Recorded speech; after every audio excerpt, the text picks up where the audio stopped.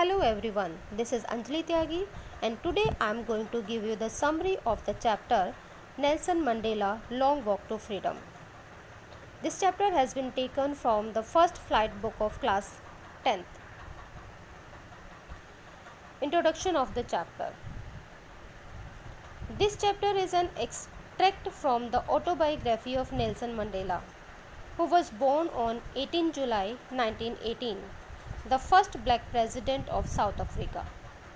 Excerpts from Long Walk to Freedom includes descriptions of the inauguration ceremony, citations from his speech, his journey to being a freedom fighter, the struggle, along with a tribute to other freedom fighters, and countless other people who fought for their freedom.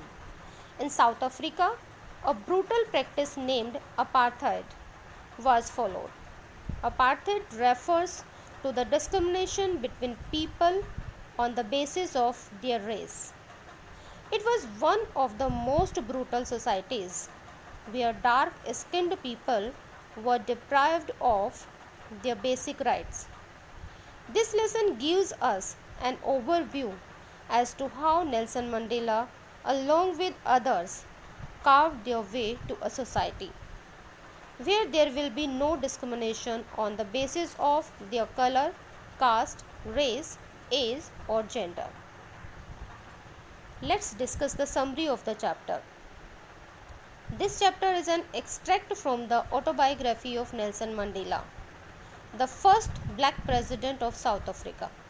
It begins with the description of their inauguration ceremony, which took place on the 10th May 1994, where the entire nation, along with many international leaders, embraced the victory of a newly and fairly elected government. It involved speeches by the president and the two deputy presidents, followed by an impressive air show of fighter jets and helicopters. Long ago, in the first decade of 20th century, white supremacy introduced the system of apartheid and made life a living hell for the dark-skinned population. It gave rise to one of the most inhumane societies of the world. Many people have struggled and sacrificed for basic human rights. The author expressed his desire to thank all those freedom fighters who couldn't live to see this autumn day. He referred to the citizens as the greatest asset of the country. It is these people he gathered his courage from. Mandela believes that courageous is not the man who is fearless, but the man who has overcome fear.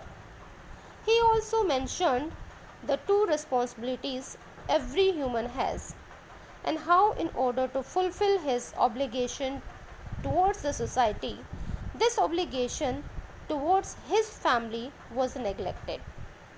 He became a man of people when he realized that the idea of freedom was an illusion for him and the people like him. It was then he joined the African National Congress and fought for his rights till he became the first president and the first black president of the nation. According to him, the oppressor is as much a prisoner as the oppressed. As soon as the former robs the oppressed of their freedom, he himself gets robbed of his humanity. Thus, the oppressor too is not free. This is the end of the chapter. Thank you very much for listening me.